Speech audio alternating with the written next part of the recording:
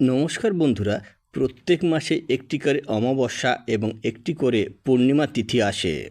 সেই মতোই ফাল্গুন মাসের কৃষ্ণপক্ষের পূর্ণিমা তিথিতে পালিত হয় দোল পূর্ণিমা। এই দোল পূর্ণিমা কিন্তু অত্যন্ত পবিত্র একটি পূর্ণিমা। এই দিন বৃন্দাবনে রাধা ও গোপিনীদের সঙ্গে রঙের খেলায় মেতে উঠছেন শ্রীকৃষ্ণ, যা পরবর্তী সময়ে হোলি উৎসবের পরিচিতি পায়। এই বছর দোল পূর্ণিমা কবে পড়েছে তা নিয়ে আমাদের অনেকের মনে প্রশ্ন রয়েছে। ৩রা মার্চ নাকি ৪ঠা মার্চ? কবে পালন করবেন দোল পূর্ণিমা? দোল পূর্ণিমায় যে সত্যনারায়ণের পুজো হয়, রাধাকৃষ্ণের পুজো হয়, সেই পুজোই বা আপনারা কোন সময়ে কবে করবেন? কারণ এই দোল পূর্ণিমায় এক বিরল চন্দ্রগ্রহণের সাক্ষী হতে চলেছে গোটা বিশ্ব। সেই সমস্ত সময়সূচি আমরা জানব। সেই সাথে সাথে আমরা জেনে নেব পূর্ণিমা তিথি কখন থেকে শুরু হচ্ছে, কখন শেষ হচ্ছে, এবং এই পূর্ণিমা তিথির মধ্যে আপনারা কি নিয়ম মেনে পুজো করবেন। রাধাকৃষ্ণের পুজোর নিয়ম, সত্যনারায়ণ পুজোর নিয়ম, এছাড়াও পূর্ণিমা তিথিতে গঙ্গা স্নান এবং দানের শুভ সময় কি রয়েছে, আর পূর্ণিমা তিথিতে আপনারা কি খাবেন, কি করবেন, কি নিষেধ রয়েছে, সব কিছুই আমরা আজকের ভিডিওতে জেনে নেব। তো চলুন বন্ধুরা, আর দেরি না করে ভিডিওটি শুরু করা যাক। যদি আমার চ্যানেলে নতুন হয়ে থাকেন তাহলে অবশ্যই চ্যানেলটিকে সাবস্ক্রাইব করে এবং ভিডিওটা একটি লাইক দিয়ে শেষ পর্যন্ত সাথে থাকার অনুরোধ রইল। আশা করছি ভিডিওটি আপনাদের জন্য খুব হেল্পফুল হবে। ভিডিওটির মূল পর্বে যাবার আগে শ্রী হরি বিষ্ণুকে স্মরণ করে অবশ্যই কমেন্ট বক্সে লিখুন ওম শ্রী বিষ্ণু হরে কৃষ্ণ।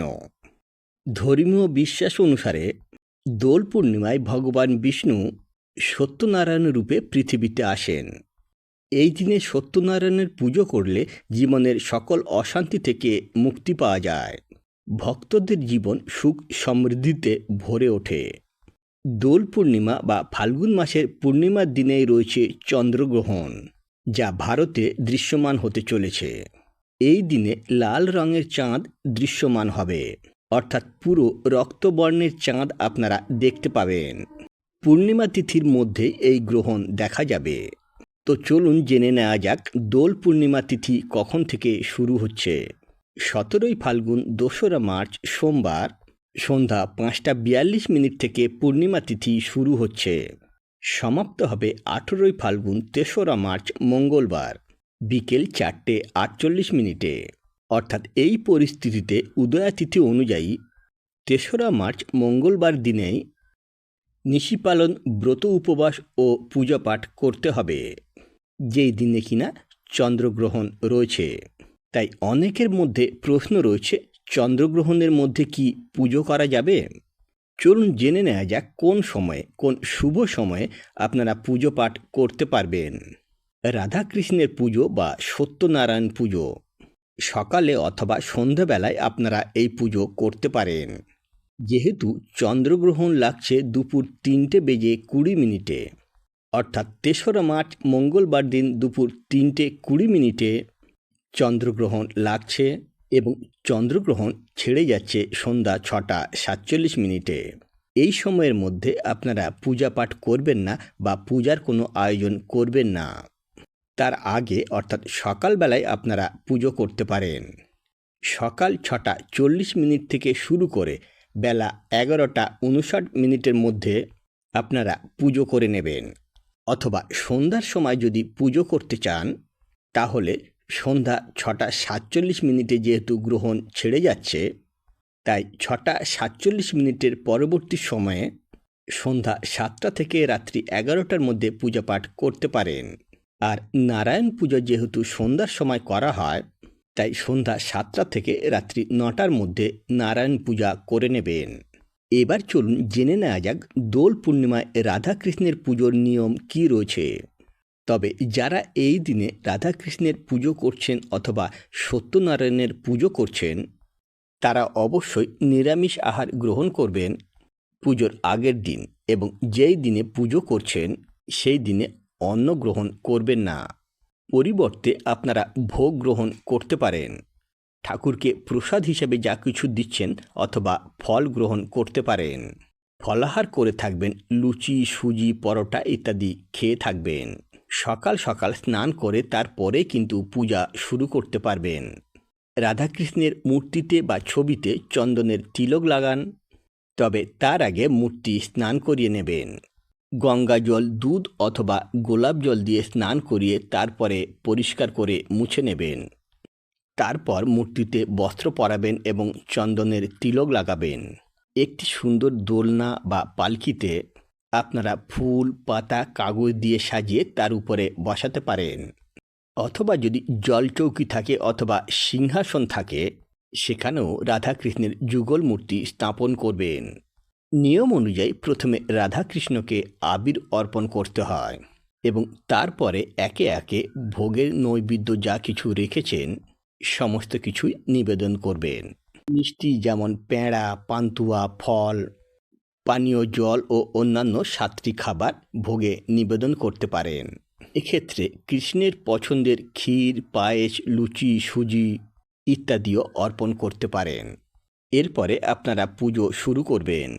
আরতি করার জন্য ধূপ দ্বীপ জ্বালিয়ে নেবেন এবং ফুল আর চন্দন সহযোগে ফুল অর্পণ করবেন। হরে কৃষ্ণ বলে অবশ্যই আপনারা ফুল অর্পণ করবেন। তারপরে পুজো শুরু করবেন। নৈবেদ্য যা কিছু এনেছেন ভগবানকে তা কিছু গ্রহণ করার জন্য মনে মনে আবেদন জানাবেন এবং তারপরে ধূপ ও দীপ দেখিয়ে আরতি করবেন। এই দিনে রাধাকৃষ্ণের অষ্টোত্তর শতনাম পাঠ করলে দাম্পত্য জীবন সুখের হয় এবং ব্যবসায় আয় বৃদ্ধি হয়। আর যারা সত্যনারায়ণ পুজো করতে চান এই পূর্ণিমা তিথিতে, তারা জেনে নিন এই সত্যনারায়ণ পুজোর নিয়ম কি রয়েছে। এই নিয়ে ডিটেলসে ভিডিও আসছে, তবে তার আগে সংক্ষেপে কিছু বলে রাখি। প্রথমে একটি চৌকিতে সত্যনারায়ণের ছবি রাখুন। সেখানে অবশ্যই হলুদ কাপড় বিছিয়ে দেবেন অথবা সাদা রঙের। তারপরে ফটোটি বা মূর্তিটি বসাবেন। সামনে রাখবেন একটি ঘট। পুজোর জায়গায় অবশ্যই ঘিয়ের প্রদীপ জ্বালাবেন। পুজোর প্রয়োজনীয় সামগ্রী কি কি রয়েছে? সত্যনারায়ণের মূর্তি বা ছবি, ঠাকুরের বস্ত্র, ধুতি, গামছা, পৈতে, সাদা ও হলুদ ফুল, গোটা চাল, নারকেল, মরশুমি ফল, নৈবেদ্য, সিন্নি করার যা কিছু উপকরণ লাগে যেমন কলা, আটা, দুধ, গুড়, কাজু বাদাম, কিশমিশ এই সমস্ত লাগবে। এছাড়াও নৈবেদ্য, কর্পূর, ধূপ, প্রদীপ, মধু, চিনি, হলুদ, আমের পাতা, পান, সুপারি, যজ্ঞ সামগ্রী, দেশি ঘি, মিষ্টি, গঙ্গা জল, সুতো, যজ্ঞের কাঠ ইত্যাদি এই সমস্ত জিনিস লাগছে। প্রথমে শ্রী গণেশের পুজো করুন, তারপরে করুন নবগ্রহের পুজো। নবগ্রহের পুজো শেষ হলে ভগবান সত্যনারায়ণের ধ্যান করুন। এরপর গুছিয়ে রাখা সমস্ত উপকরণ ঈশ্বরের কাছে অর্পণ করুন। সত্যনারায়ণের পুজোয় সিন্নি দিতে কিন্তু ভুলবেন না। তবে অবশ্যই পুজো শুরু করার পূর্বে আপনারা সিন্নি মাখিয়ে তার উপর তুলসী পাতা দিয়ে রাখবেন। এরপর যজ্ঞ করুন। যজ্ঞ সম্পন্ন হলে ব্রত কথা পাঠ করুন সত্যনারায়ণের। তারপরে সকলের মঙ্গল কামনা করে ঈশ্বরের কাছে আরতি করুন। আরতি হয়ে গেলে সকলকে প্রসাদ এবং সিন্নি বিতরণ করুন। এইভাবে আপনারা সত্যনারায়ণের পুজো করতে পারেন। তো বন্ধুরা, আজকের ভিডিওটি এই পর্যন্ত। ভিডিওটি যদি হেল্পফুল মনে হয়ে থাকে তাহলে বন্ধুদের মধ্যে অনেক বেশি করে শেয়ার করবেন। ধন্যবাদ।